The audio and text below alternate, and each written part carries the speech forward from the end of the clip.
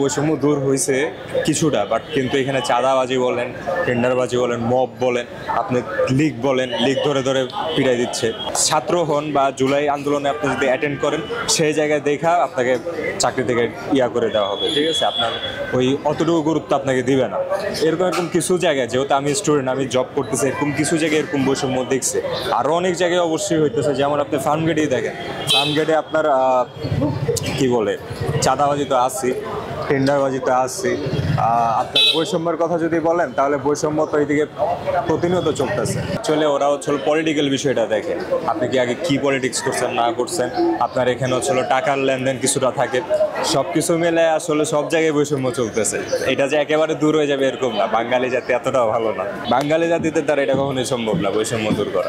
সকল স্তরের শিক্ষার্থী মিলে এই হাসিনা সরকারকে বিতাড়িত করেছিল, তার মাধ্যমে ছাত্র সমাজের যে আশা আকাঙ্ক্ষা ছিল সেটা কিন্তু এখনও পরিপূর্ণ প্রতিফলিত হয়নি।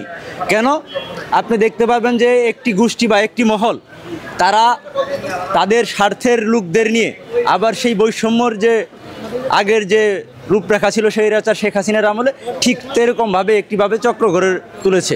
নির্দিষ্ট কোনো ব্যক্তি, অল্প কিছু ব্যক্তি বা কিছু শিক্ষার্থী এই সুবিধাগুলো ভোগ করতেছে। আগামীতে যদি এই তরুণরা ভোট দিতে পারে এবং 2026 সালের ফেব্রুয়ারিতে যদি সুষ্ঠু নির্বাচন হয়, তাহলেই বৈষম্য দূর করা সম্ভব। বৈষম্য দূর হয় না, সর্বক্ষেত্রেই একটা বৈষম্য সৃষ্টি হয়েছে। শিক্ষা ক্ষেত্রে, স্বাস্থ্য খাতে দুর্নীতির, সব দিকেই বেকারত্ব বাড়ছে, সব দিকেই মানুষের কর্ম নাই। বাংলাদেশের প্রেক্ষাপটে এটা দূর করা কঠিন। বর্তমান যে অবস্থা, এটা সিচুয়েশনে খুবই কঠিন। তবে আশা করি ইনশাল্লাহ আমরা হয়তো নাও দেখে যেতে পারি, কিন্তু একসময় এই সৃষ্টি হবে।